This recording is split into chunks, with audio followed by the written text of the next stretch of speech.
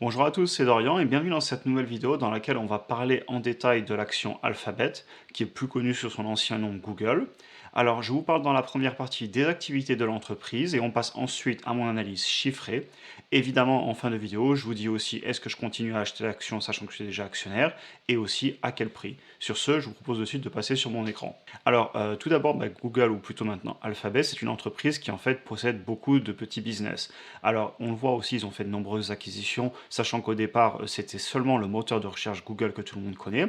Ensuite, ils ont très vite acquéri, par exemple, YouTube, etc. On le verra un petit peu plus tard. Et donc là, on va un petit peu regarder les secteurs dans lesquels ils évoluent.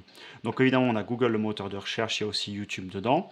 Ensuite, vous avez pas mal de secteurs du type intelligence artificielle, l'accès à l'Internet. Ils ont aussi tout ce qu'ils appellent les technologies incubators et les venture capital. Donc ça, c'est tout ce qui est acheter des startups, investir sur des nouvelles technologies, une partie un petit peu risque. Encore une fois, là, ils ont du private equity, c'est la même chose. Ils ont tout ce qui est défense, cybersécurité. D'ailleurs, on sait que Google, enfin moi j'utilise à titre personnel, c'est vraiment sécurisé. Se faire hacker son compte Gmail ou des choses comme ça, ils sont vraiment très forts là-dedans, c'est difficile. Ensuite, ils ont encore de la recherche et développement. Ils ont aussi des produits physiques avec tout ce qui est leur produit Google. Donc, ils ont les Nest, mais ils ont aussi les Google Pixel, donc c'est les téléphones, etc. Donc, ils ont les Google Home aussi, les enceintes connectées. Et enfin, on voit aussi une autre partie qui m'intéresse, c'est tout ce qui est partie véhicule autonome, notamment avec Waymo. Alors, si on continue un petit peu plus, on voit donc du coup qu'ils ont fait des acquisitions, comme je vous disais. Donc on a Android qu'ils ont acheté en 2005, ensuite ils ont acheté YouTube, après ils ont acheté un service d'email qui est devenu Gmail, ils ont acheté tout ce qui était publicité et ensuite ils l'ont transformé pour faire Google AdSense qui aujourd'hui est très connu. Après bon voilà, ils ont créé Google Doc avec de l'achat aussi, Google Shopping, Android, enfin c'est quand ils ont racheté Motorola, du coup c'est repassé sous Android. Ils avaient aussi déjà Google Maps, ils ont racheté Waze qui est beaucoup utilisé si vous conduisez les voitures, etc. C'est un GPS très connu. Nest, ils ont Pixel, ils sont leur téléphone. Ils l'avaient fait via HTC qu'ils ont racheté en 2018. Et donc voilà, ça continue. Ils ont aussi Fitbit notamment. Et puis ils ont aussi tout ce qui est du cloud. Là, on voit les cloud premium de chez Google. Donc voilà, c'est une entreprise qui a une stratégie aussi bien de développer ses propres business avec Google Pub qui est toujours plus gros et ils font aussi des acquisitions en permanence pour toujours se faire grossir et attaquer de nouveaux secteurs d'activité. Ce qui est aussi impressionnant avec cette entreprise d'ailleurs, c'est que c'est une entreprise qui est rentable depuis très longtemps et qui a très vite été rentable. Et quand ils rachètent des business, ils n'ont jamais eu de problème à prouver qu'ils sont capables à faire croître les business et dans le futur à les faire rentables. Vous avez d'autres exemples d'entreprises qui ne deviennent jamais rentables, ben, clairement c'est pas le cas de Google. Et je pense que c'est aussi lié à leur management. Sundar Pichai, qui est le CEO depuis très longtemps, qui avait repris la place après Larry Page, qui était un des deux créateurs de l'entreprise, j'ai oublié le nom de l'autre, vous pourrez aller voir. Et globalement, leur management est excellent à mon avis. Je regarde toutes leurs conférences, leurs résultats trimestriaux, etc. Et vraiment, très bonne entreprise à mon avis, très bien gérée. Bon, c'est bien joli de parler un petit peu de ce qu'ils font, on va quand même aller voir leurs revenus parce que c'est ce qui nous intéresse. Au final, on veut que l'entreprise gagne de l'argent.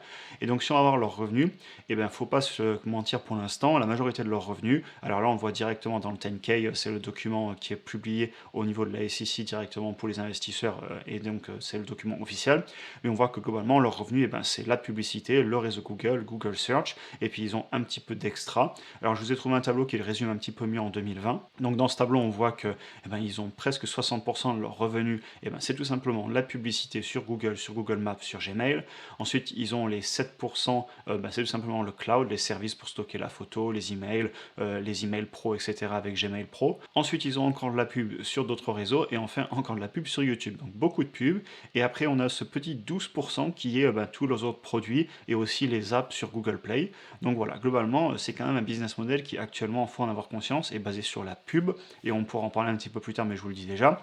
En cas de récession, il est possible que les entreprises coupent un petit peu les budgets publicitaires et je ne serais pas étonné de voir les marges baisser un petit peu dans ce cas-là, tout simplement parce qu'il faudrait rendre plus attractif le service. Et d'ailleurs, on verra plus tard dans mon analyse, j'ai été très conservateur à titre personnel et comme vous le savez, je suis toujours conservateur sur mes analyses, tout simplement parce que je ne veux pas prendre trop de risques et je ne veux pas me mentir à moi-même et me vendre du rêve.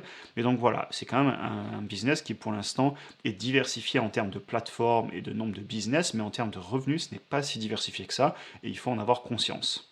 Cependant, même si c'est pas diversifié, moi, mon avis personnel, c'est que la publicité en ligne et les publicités connectées sur les réseaux, etc., a un petit peu plus d'avenir que la publicité dans les journaux et sur la télé traditionnelle. Mais ça, ce n'est que mon avis, évidemment. Vous ferez votre propre avis aussi. Ensuite, on va passer à un autre point que je voulais vous parler avant de passer sur l'analyse, et c'est tous les discours qu'on a, notamment autour des antitrust. Donc les antitrust, c'est tout simplement les règles anticoncurrentielles, les possibilités de démanteler l'entreprise, de la découper en plusieurs, comme ça a été fait à l'époque, par exemple, pour exemple, pardon, je me reprends avec Standard Oil, où il avait découpé, c'est devenu Exxon, Chevron, etc. Donc ça pourrait hélas arriver, personnellement j'y crois pas et on va en parler. Alors, il y a deux choses sur lesquelles ils se font attaquer. Tout d'abord, c'est sur leurs applications mobiles. On parle notamment du fait qu'ils ne payent pas assez leurs développeurs, qu'ils ne donnent pas assez de marge, et en gros, ils s'accaparent tout. Et vu qu'ils ont un monopole, qu'il n'y a que eux et Apple, et ben en fait, les développeurs d'applications, ils n'ont pas le choix. C'est Apple ou Google. Et si les deux, et ben, ils mettent des prix trop chers, et entre guillemets, ils s'entendent pas, mais entre guillemets, ils font tous les deux gonfler les prix et ils ne se font pas une concurrence à la baisse, et ben, il y a un problème de concurrence. Donc ça, c'est un des premiers points sur lesquels ils se font attaquer.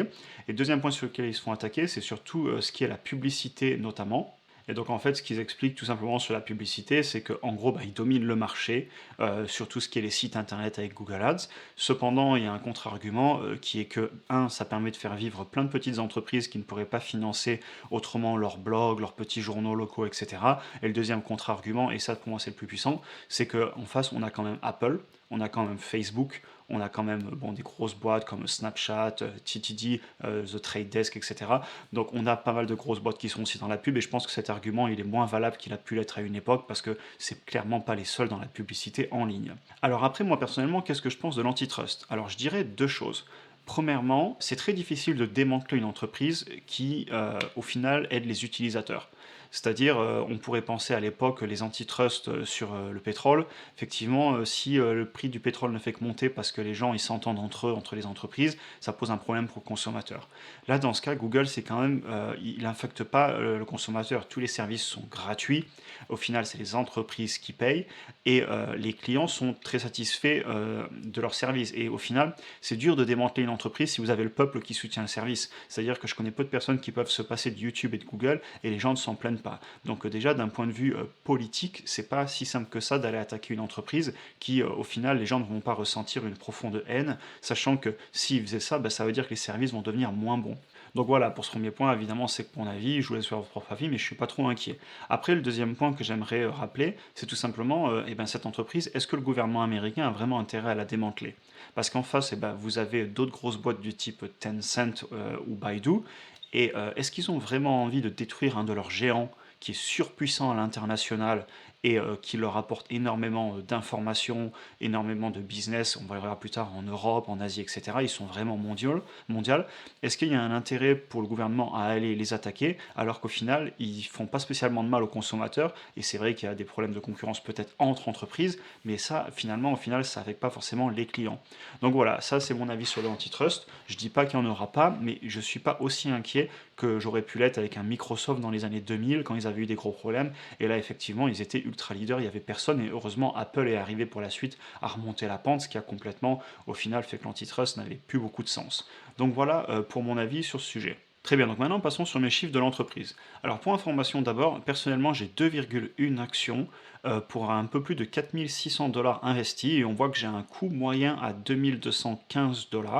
Donc ça veut dire que c'est une action que j'avais achetée à l'époque à autour de 1007 je crois, puis j'en ai racheté un petit peu plus haut, puis j'en ai encore racheté il n'y a pas longtemps et je continue à DC à tout doucement à coup de petits pourcentages, sachant que vous voyez on a un stock split qui arrive le 18 juillet, donc à partir de ce moment-là le prix de l'action va être divisé par 20, ils vont générer 20 fois plus d'actions, donc ce sera beaucoup plus simple de l'acheter par petits morceaux. Donc voilà pour ma position en toute transparence. Ensuite, on va passer donc sur quelques indicateurs. Donc on va regarder ici sur Finviz pour se les récapituler, mais on va aller voir aussi en détail sur MacroTrend. Donc tout d'abord, ce que j'aime regarder toujours dans une entreprise pour rappel, après avoir regardé le business model, c'est la croissance des revenus bruts dans le passé, donc du top line qu'on appelle en anglais, donc ceux qui gagnent avant de parler de quelques dépenses que ce soit. Alors je fais toujours ça tout simplement parce que pour moi c'est important que l'entreprise ait une croissance des revenus et tout ce qui découle ensuite c'est aussi important. Mais si l'entreprise a le chiffre d'affaires qui décroît, c'est un problème pour moi parce que ça veut dire que l'entreprise, clairement, elle n'est pas sur une pente ascendante et elle va peut-être pas bien aller dans le futur. Donc voilà pour le deuxième point que je regarde. Et là, si on va voir, évidemment, on a une très très belle croissance des revenus depuis, là on voit, ça remonte jusqu'en 2010. Vous voyez qu'on a une moyenne qui est certainement autour des 20% par an depuis très longtemps. Bon, on a eu un creux évidemment pendant le début de la crise Covid, mais donc voilà, depuis on se porte pas trop mal, et même plutôt très bien à vrai dire, ça fait qu'augmenter. Je dis pas que ce sera le cas dans le futur, on va en parler plus tard, ça ce seront mes estimations personnelles.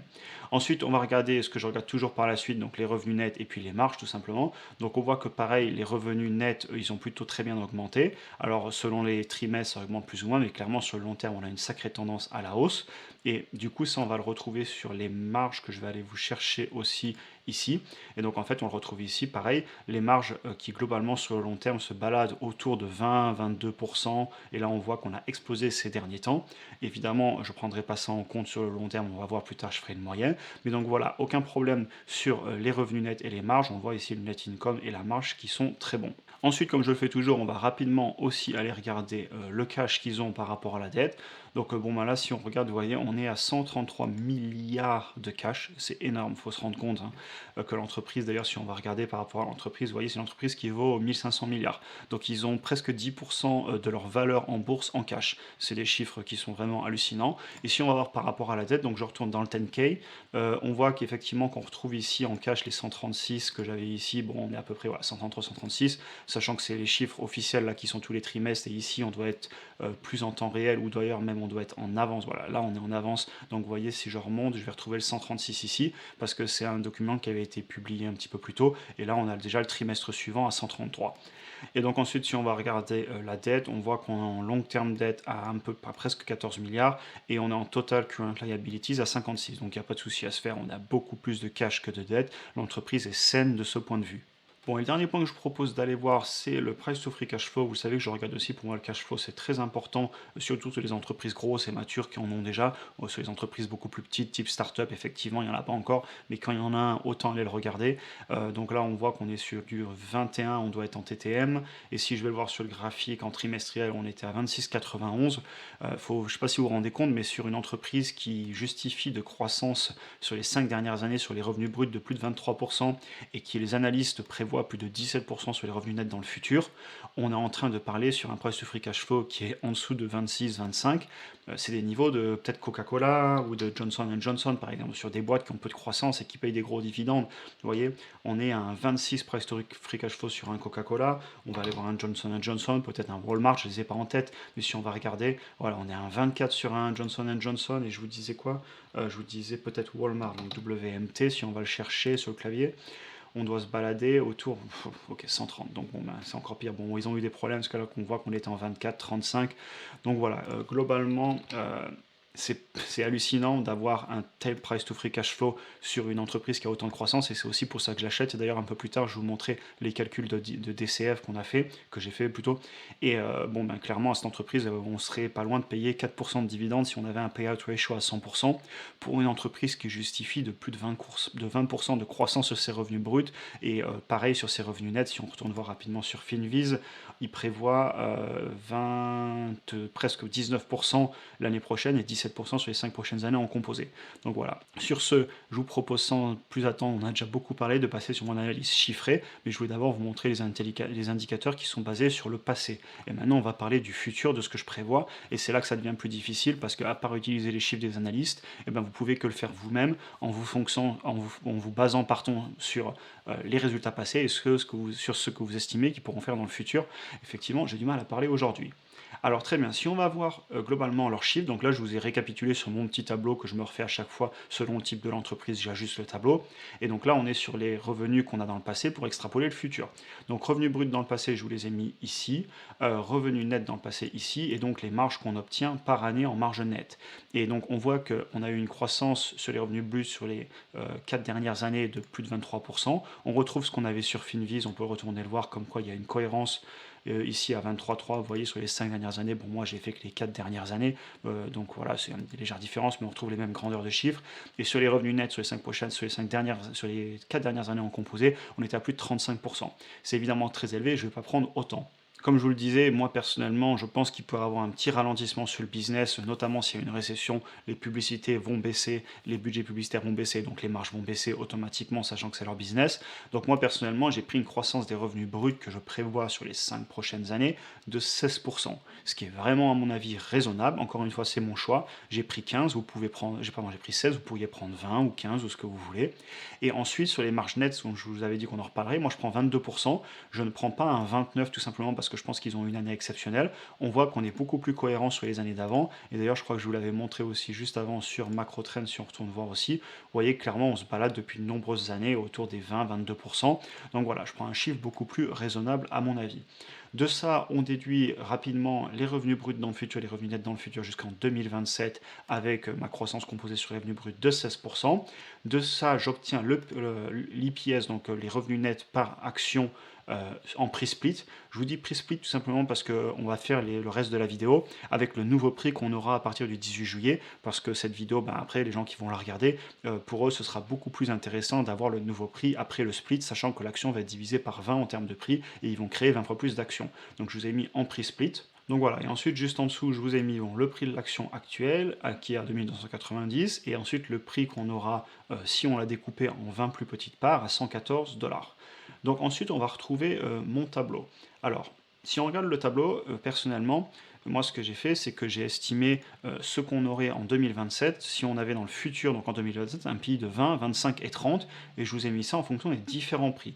Donc on voit qu'aujourd'hui, on est à 2290, soit 2300 $, et d'après mon analyse, si dans le futur, je donne un PI à l'entreprise autour de 20, et ben ça veut dire que si j'achète l'entreprise autour de 2000 $, j'aurais fait un x2 en 5 ans. Ce qui fait qu'on fait mieux que le S&P 500 et c'est ce que je cherche à faire, sinon j'achète le S&P 500. Et d'ailleurs, pour information, j'achète énormément d'ETF tous les mois, dont le S&P 500, tout simplement pour lisser mes risques sur le long terme. Et comme ça, si j'arrive pas à faire mieux avec mon portefeuille action, et aussi je le fais par passion, c'est aussi pour ça que je le fais, et ben au moins j'aurais pas raté la hausse du S&P 500 et d'autres ETF, sachant que j'ai d'autres ETF comme vous le savez. Donc ensuite, on a un PI de 25, ce qui pour moi est beaucoup plus raisonnable. Le 20 pour moi c'est un peu bas et le 30 c'est un petit peu haut, on parle ici dans 5 ans. Et ça, on peut le voir déjà historiquement, puisque l'entreprise, pardon, on va aller sur le PI, on voit qu'historiquement, elle a un PI qui se balade en gros entre 20 et 30 avec une moyenne autour de 25. C'est pour ça que moi je reste sur ça. Et si je reste sur ça aussi, c'est parce que je pense aussi que dans l'entreprise, dans 5 ans, sera toujours capable de justifier d'une bonne croissance. On sera peut-être plus autour des 10% que des 15%, ça c'est encore une fois mon avis, mais je pense qu'on pourra toujours justifier d'un PI entre 20 et 30. Évidemment, ça dépendra de la situation économique. Si on est dans un marché baissier, les multiples et donc les PI ont tendance à se compresser. Sur un marché haussier, ils ont tendance à monter. Évidemment, si on parle dans 5 ans, ça pourrait être dans 6 ans, 7 ans, 8 ans. Je garde l'entreprise sur le long terme. Et sur le long terme, l'entreprise, le prix de l'action, pour moi, revient toujours aux fondamentaux. Donc peu m'importe, à vrai dire, si en 2027, on est dans une situation économique compliquée, eh ben, je pourrais très bien conserver l'entreprise plus longtemps pour qu'elle revienne sur des pays que moi, je trouve raisonnables. Donc voilà, et moi personnellement, comme je vous l'ai dit tout à l'heure, j'ai un coût de revient autour de 2200 $, ce qui fait que si je prends cette ligne, ça veut dire que si je continue à l'acheter actuellement, ça veut dire que dans 5 ans, je serai capable de faire un fois 2,5 sur mon investissement, et au pire avec un PI de 20, un fois 1,94 fois, soit fois 1,2. Donc on voit qu'actuellement pour moi l'entreprise c'est intéressant de l'acheter pour cette raison qui est que je vais faire à mon avis mieux qu'un index. C'est encore une fois que mon avis, peut-être que je me trompe et je vous invite à faire vos propres recherches. Et du coup ce qui est génial aussi c'est que grâce à YouTube, on pourra discuter dans quelques années si je me suis planté en beauté ou pas, et puis vous me ferez peut-être me planter en direct, ou alors vous me verrez peut-être aussi avoir fait un bon investissement en direct, et je pense que c'est très intéressant d'enregistrer ce qu'on fait, comme ça dans le futur on peut revenir sur pourquoi on a investi et se rassurer. Ça a aussi l'avantage que si demain j'ai un gros crack en bourse, je sais pourquoi j'ai acheté l'action et je peux revenir là-dessus pour me réconforter et me dire Dorian, tu sais ce que tu as fait, ne stresse pas, attends de nombreuses années, investis sur le long terme. Très bien, et on va passer aussi, donc comme je vous le disais, au DCF. Donc je vous l'ai fait tout simplement parce que c'est une entreprise qui est quand même assez mature, qui génère du cash flow, et donc pour moi il y a un intérêt de le faire. Alors je vais quand même vous faire un petit rappel sur le free cash flow avant de passer dessus, parce que c'est vrai que souvent je vous parle de PI, je vous parle aussi souvent de free cash flow sur Finviz, mais je vous montre jamais les calculs, tout simplement parce qu'ils sont totalement indigestes, et même moi j'utilise un calculateur, je vous montrerai après, c'est beaucoup plus rapide. Donc en gros le gros avantage c'est que là on se concentre sur le cash de l'entreprise, une fois qu'on a enlevé toutes les dépenses opérationnelles, donc on pense au salaire, au coût des matières premières, etc. Et aussi tout ce qui est CAPEX, donc tout ce qui est investissement en machines, en usines, donc de l'investissement en long terme qu'on pourra déprécier. En gros ce que ça représente le cash flow, et c'est pour ça qu'il faut le regarder surtout sur des entreprises matures et pas sur évidemment des startups, parce que généralement elles n'en ont pas parce qu'elles ne gagnent pas encore d'argent. En gros ça représente la capacité de l'entreprise à s'autofinancer, si je le simplifie. On parle ici vraiment du cash qui sort des opérations, et donc ensuite soit on peut le payer en dividende, soit on peut le verser aux salariés en prime, on peut verser un dividende en maîtrisant le payout ratio.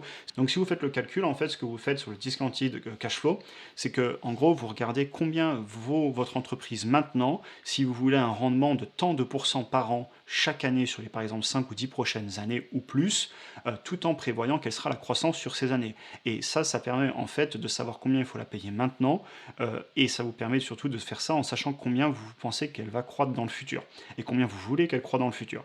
Je ne sais pas si c'est clair ce que je vous ai expliqué. Au pire, vous pouvez aller sur Investopedia ou Investopedia en français. D'ailleurs, on peut le faire ensemble directement si vous voulez. Si vous tapez Free Cash Flow sur Google, la première chose qui sort, c'est ce site Investopedia que j'utilise énormément parce qu'en fait, il vous résume ce que veulent dire les indicateurs et tous les indicateurs. Par exemple, si on va prendre le DCF dont on parlait juste avant, et bien pareil, vous allez retrouver tous les fameux calculs dont je vous parlais que vous pouvez aussi faire automatiquement, et ça vous explique comment ça fonctionne, ce que ça fait, et ça vous l'expliquera certainement mieux que moi en live en essayant de, entre guillemets, simplifier la chose avec mes propres mots en français, sachant que c'était en anglais au départ.